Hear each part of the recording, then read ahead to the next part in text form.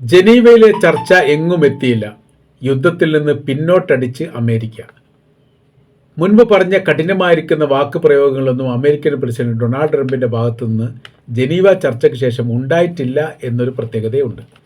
കാര്യമെന്ന് പറഞ്ഞാൽ, ചർച്ച പരാജയപ്പെട്ടാൽ പിന്നീട് അടുത്ത ഘട്ടം എന്ന് പറയുന്നത് ഇറാനെ ആക്രമിക്കുക അല്ലെങ്കിൽ യുദ്ധം ചെയ്യുക എന്നുള്ളത് തന്നെയാണ്.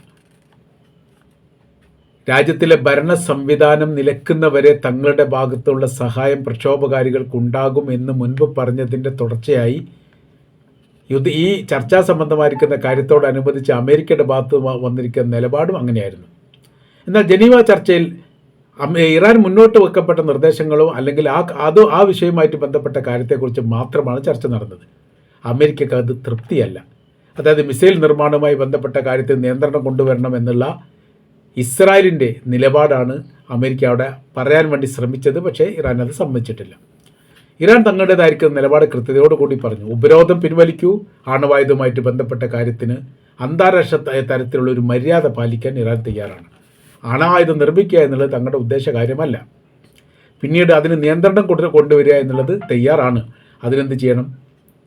ഉപരോധം പിൻവലിക്കുക. ഉപരോധവുമായിട്ട് ബന്ധപ്പെട്ട വിഷയത്തെക്കുറിച്ച് ഇറാൻ സംസാരിച്ചപ്പോൾ പിന്നീട് അമേരിക്കക്ക് മിണ്ടാട്ടമില്ലാതായി. ഉപരോധം നിലനിർത്തുക എന്നുള്ളത് തീർച്ചയായിട്ടും അവരുടെ അനിവാര്യമായിരിക്കുന്ന കാര്യമാണ് എന്ന തരത്തിലാണ് ഇറാൻ്റെ ശരീരഭാഷ ഉള്ളത് എന്നുകൂടി ഇറാൻ അതിൻ്റെ ഇടയിൽ കൂട്ടിച്ചേർത്ത് പറയുകയും ചെയ്തു. പ്രാദേശിക യുദ്ധവുമായിട്ട് ബന്ധപ്പെട്ട കാര്യം, അത് ഭീമമായിരിക്കുന്ന ബാധ്യത അമേരിക്കക്ക് വരുത്തി തീർക്കും എന്നുള്ളതാണ്. ഇപ്പം തന്നെ വലിയ രീതിയിൽ കോടിക്കണക്കിന് ഡോളറിൻ്റെ നഷ്ടം ഈ കപ്പലുമായി കേന്ദ്രീകരിച്ചുകൊണ്ട് ഇപ്പം തന്നെ അമേരിക്ക അനുഭവിച്ചു കൊണ്ടിരിക്കുകയാണ്. ഇനി ഓരോരോ ദിവസം കൂടുന്നതിനനുസരിച്ച് അതൊരു ബാധ്യതയായിട്ട് തന്നെ മാറും എന്നുകൂടി അമേരിക്ക ഭയപ്പെടുന്നു. രാഷ്ട്രീയപരമായ രീതിയിലുള്ള ഒരു അസ്ഥിരത്വം മിഡിൽ ഈസ്റ്റ് കേന്ദ്രീകരിച്ചുകൊണ്ട് പിന്നീട് അമേരിക്കക്ക് ഉണ്ടാകും എന്നും അവർ പേടിക്കുകയാണ്. കാര്യം എന്ന് പറയാം, ഇപ്പം തന്നെ മിഡിൽ ഈസ്റ്റ് കേന്ദ്രീകരിച്ചുകൊണ്ട് അകന്നു പോകുന്ന തരത്തിലുള്ള കാര്യങ്ങളാണ് നടക്കുന്നത്.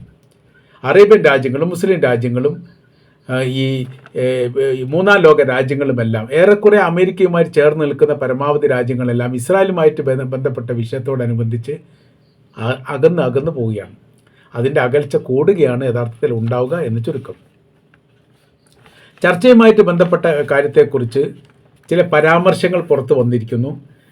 മുന്നോട്ട് വെക്കപ്പെട്ട നിർദ്ദേശത്തിൻ്റെ അപ്പുറമുള്ള ഒരു ചർച്ചയ്ക്കും തങ്ങൾക്ക് താല്പര്യമില്ലെന്ന് ഇറാൻ പറഞ്ഞതോടുകൂടി ചർച്ച നിർത്തേണ്ട ഒരു സാഹചര്യം വന്നപ്പോഴാണ് ആണവായുധവുമായിട്ട് ബന്ധപ്പെട്ട ചർച്ചയാവാം എന്നിടത്തേക്ക് എത്തിയത്.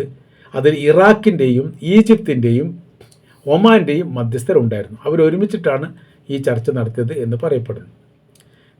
പരിമിതമായിരിക്കുന്ന സൈനിക ആക്രമണം ഒരുപക്ഷെ നടത്താൻ സാധ്യതയുണ്ട് എന്ന് ചില റിപ്പോർട്ട് പറഞ്ഞിരുന്നു. അതായത് എയർ സ്ട്രൈക്ക് നടത്തുക, സൈബർ അറ്റാക്ക് നടത്തുക, അങ്ങനത്തെ കാര്യങ്ങളൊക്കെ അതിർത്തി കേന്ദ്രീകരിച്ചു കൊണ്ടുള്ള വിഷയങ്ങളാണ് പറഞ്ഞത്. അതായത് ഈ മേഖലയ്ക്ക് അന്താരാഷ്ട്ര പാത കേന്ദ്രീകരിച്ചുകൊണ്ട് ചില നിയന്ത്രണങ്ങളൊക്കെ കൊണ്ടുവരാൻ വേണ്ടി അമേരിക്ക ആലോചിക്കുന്നു എന്ന തരത്തിലും, എന്നാൽ ചൈന അടക്കമുള്ള രാജ്യങ്ങൾ അത് ശക്തമായ രീതിയിൽ ഇടപെടൽ നടത്തുമെന്ന് പറഞ്ഞതോടുകൂടി അതിന് കുറച്ചു അയവ് വന്നിട്ടുണ്ട് എന്ന് പറയുന്നു. എന്നാലും ഇപ്പോൾ 4-ലധികം കപ്പലുകൾ അമേരിക്കയുടെ കസ്റ്റഡിയിലാണ് എന്ന് പറയുന്നു. പല കാരണങ്ങളാണ് ആ വിഷയവുമായിട്ട് ബന്ധപ്പെട്ട് അവർ പറയുന്നത്. എന്നാൽ അതൊന്നും ന്യായീകരിക്കപ്പെട്ട കാര്യമല്ല. കാര്യം അതിൽ 4-3 അന്താരാഷ്ട്ര പാതയിൽ വെച്ചാണ് അന്താരാഷ്ട്ര പാതയിൽ വെച്ച് പിടിക്കപ്പെടാൻ വേണ്ടി അമേരിക്കക്കെന്നല്ല ലോകത്ത് ഒരു രാജ്യത്തിനും ഒരു അധികാരവുമില്ല.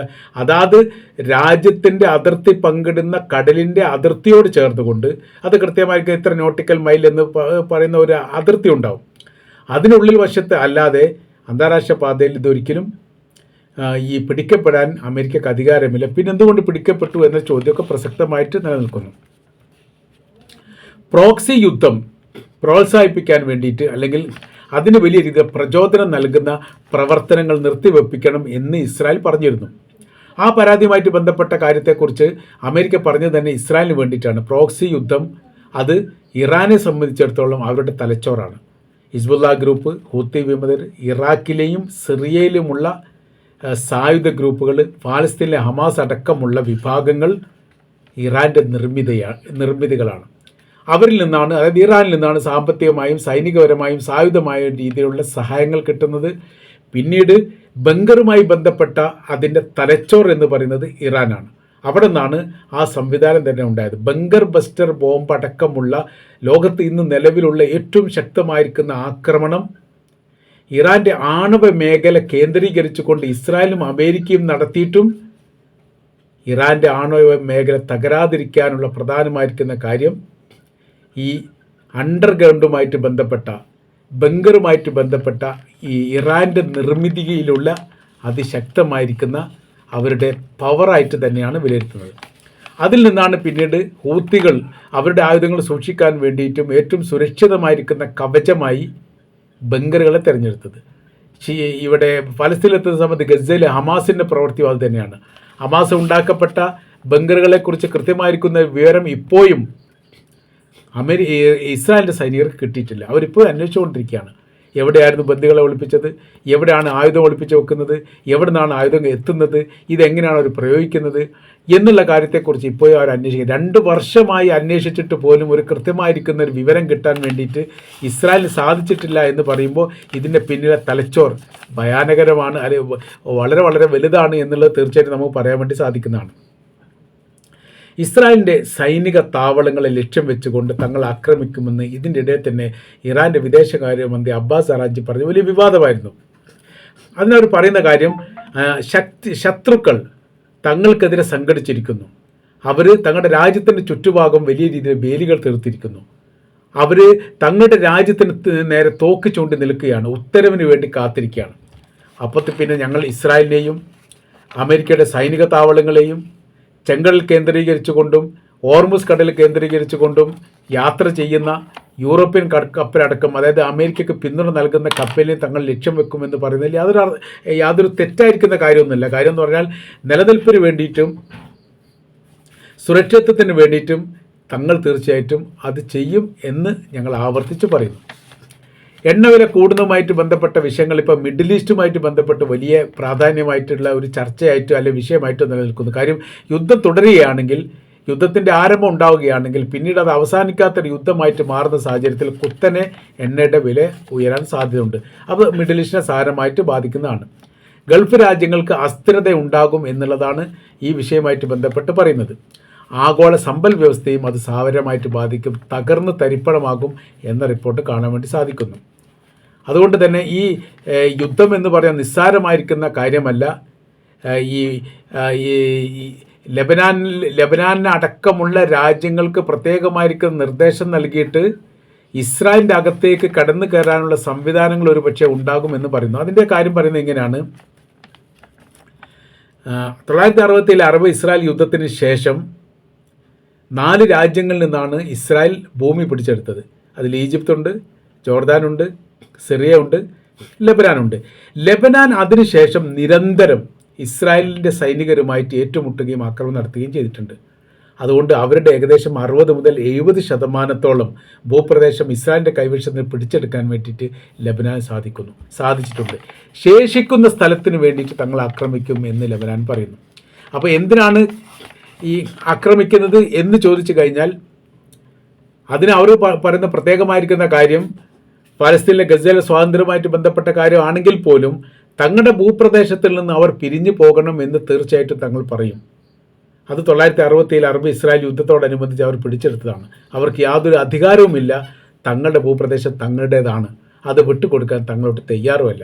ഈ കാര്യമാണ് ലെബനാൻ്റെ ഭാഗത്തുനിന്ന് ഹിസ്ബുള്ള ഗ്രൂപ്പിൽ നിന്ന് പുറത്തു വന്നിരിക്കുന്നത്. ഹൂത്തികൾക്ക് അവരുടേതായിരിക്കുന്ന കാര്യങ്ങൾ പറയാണ്ട് അവരുടെ പ്രധാനമന്ത്രി അടക്കം 4 ക്യാബിനറ്റ് മന്ത്രിമാരെ ഒരേ സമയം ബോംബിട്ടുകൊണ്ട് മിസൈൽ പായിച്ചുകൊണ്ട് ഇസ്രായേൽ കൊലപ്പെടുത്തി. തീർച്ചയായിട്ടും അത് തങ്ങൾ പ്രതികാരം ചെയ്യുക തന്നെ ചെയ്യും. ഈ സാഹചര്യങ്ങളും അവസ്ഥകളും നോക്കി നിൽക്കുകയാണ്. അത് ഒത്തുകൂടുന്ന സമയത്ത് ഇസ്രായേലിനെ ആക്രമിക്കും എന്ന് അവരും പറയുന്നു. പിന്നീടുള്ളത് ഇറാഖിൻ്റെയും ഈ സിറിയയിലെയുമുള്ള സായുധ ഗ്രൂപ്പുകളാണ്. മിലീഷ്യ വിഭാഗമാണ് ഇറാൻ്റെ. അവരെല്ലാവരും ഇറാനെ വേദനിപ്പിക്കുന്ന ഒരു സാഹചര്യം വന്നാൽ, ഇറാനുമായിട്ട് ബന്ധപ്പെട്ട വിഷയത്തിൽ ഒരു പരിഹാരമില്ലാത്തൊരു സാഹചര്യത്തിലൂടെ നീങ്ങുകയാണെങ്കിൽ തീർച്ചയായിട്ടും ഇറാൻ്റെ സംരക്ഷണത്തിന് വേണ്ടിയും ഇറാൻ്റെ ഈ യശസ്സിന് വേണ്ടിയിട്ടും ഇവർ ആക്രമണം നടത്തും എന്നുള്ള ഉറപ്പാണ്. അപ്പോൾ ബഹ്റൈനിലുള്ള ഷിയ മിലിഷ്യ വിഭാഗം കഴിഞ്ഞ പ്രാവശ്യം ഇസ്രായേലിനെ ആക്രമിച്ചിട്ടുണ്ടോ, വലിയ വിവാദവും വലിയ വിഷയങ്ങളൊക്കെ ആയി തീർന്നതാണ്. അതിനുള്ള എല്ലാ പ്രചോദനവും പ്രോത്സാഹനവും നൽകിയത് ഇറാനാണ് എന്നുള്ളത് ഇസ്രായേൽ ആരോപിച്ചിരുന്നു. അപ്പോൾ ഇറാനെ സംബന്ധിച്ചിടത്തോളം അവർക്ക് വിഷയമല്ല, അവർ ജീവിക്കുന്നത് തന്നെ ഇസ്രായേലുമായിട്ട് യുദ്ധം ചെയ്യാൻ വേണ്ടിയിട്ടാണ്. അപ്പോൾ അവരെ സംബന്ധിച്ചിടത്തോളം അവർ പിന്തുണയോട് കൂട്ടിയിട്ടാണ് ആക്രമിച്ചത് എന്ന് പറഞ്ഞാൽ വലിയ വിഷയമായിട്ട് അവർ പരിഗണിക്കാറില്ല, എടുക്കാറില്ല എന്ന് ചുരുക്കം. ഇപ്പം ഏതായിരുന്നാലും ഇപ്പോഴത്തെ അവസ്ഥാ സാഹചര്യങ്ങൾ വളരെ സങ്കീർണമാണ്. പ്രതിരോധിക്കാനോ പിടിച്ചു നിൽക്കാനോ പറ്റാത്ത വിധം അമേരിക്ക വല്ലാത്ത രീതിയിൽ പ്രയാസപ്പെടുന്നു. ജനീവ ആക്രമണം കഴിഞ്ഞിട്ട് കൃത്യമായിരിക്കുന്ന ലക്ഷ്യം കണ്ടിട്ടില്ലെങ്കിൽ ഇറാനെ ആക്രമിക്കുന്നതൊക്കെ വലിയ രീതിയിൽ ഇസ്രായേൽ പറഞ്ഞിരുന്നു. എന്നാൽ ഇസ്രായേൽ എന്ന് പറയുന്ന രാജ്യത്തിൻ്റെയും അവിടുത്തെ ജനങ്ങളുടെയും അവിടുത്തെ സംവിധാനത്തിൻ്റെയും സുരക്ഷയുമായി ബന്ധപ്പെട്ട കാര്യത്തിൽ വലിയ രീതിയിലുള്ള അങ്കലാപ്പാണ് ഇപ്പോൾ ഇസ്രായേൽ നേരിടുന്നത് എന്നുള്ളത് കൂടി നമ്മൾക്ക് ഇതിനോടനുബന്ധിച്ച് കൂട്ടി വായിക്കേണ്ടതാണ്. അപ്പോൾ പറഞ്ഞു വരുന്ന വിഷയം ഇങ്ങനെയാണ്: ഇസ്രായേലിനാണെങ്കിലും അമേരിക്കക്കാണെങ്കിലും ഇറാനെ ആക്രമിച്ചുകൊണ്ട് സുസ്ഥിരമായിരിക്കുന്ന ഒരു വാസം അസാധ്യമാണ്. അവരുടെ നിലനിൽപ്പുമായിട്ട് ബന്ധപ്പെട്ട വിഷയത്തിൽ സങ്കീർണമായിരിക്കുന്ന പ്രശ്നങ്ങൾ ഇറാൻ്റെ ആക്രമണത്തോടനുബന്ധിച്ച് ഉണ്ടാകുമെന്നുള്ളതും അത് അവസാനിക്കില്ലെന്നും, നിങ്ങളാണ് യുദ്ധം തുടങ്ങുന്നത്, പക്ഷേ അവസാനിക്കുന്ന ഒരിക്കലും നിങ്ങളായിരിക്കില്ല, അത് ഞങ്ങളായിരിക്കുമെന്ന് ഇറാൻ്റെ പ്രസിഡന്റ് മസൂദ് പെസഷ്കിയാൻ പറയുകയും ചെയ്തിട്ടുണ്ട്. അപ്പോൾ ഈ രൂപത്തിൽ ഒരു വിജയം, സുനിശ്ചിതമായിരിക്കുന്ന ഒരു വിജയം ഉണ്ടാകും എന്ന് ഉറപ്പ് പോലും പറയാൻ പറ്റാത്ത വിധം ഇറാൻ എന്ന് പറയുന്ന മൂന്നാം ലോക രാജ്യത്തിന് മുമ്പിൽ അമേരിക്ക എന്ന് പറയുന്ന ലോക വൻശക്തി തോറ്റുകൊണ്ടിരിക്കുന്ന ഒരു ദയനീയ കാഴ്ചയാണ് ഈ മേഖലയിൽ നിന്ന് ഇപ്പോഴും പുറത്തു വന്നിരിക്കുന്നത് എന്നാണ് നമുക്ക് മനസ്സിലാക്കാൻ വേണ്ടിയിട്ട് സാധിക്കുന്നത്.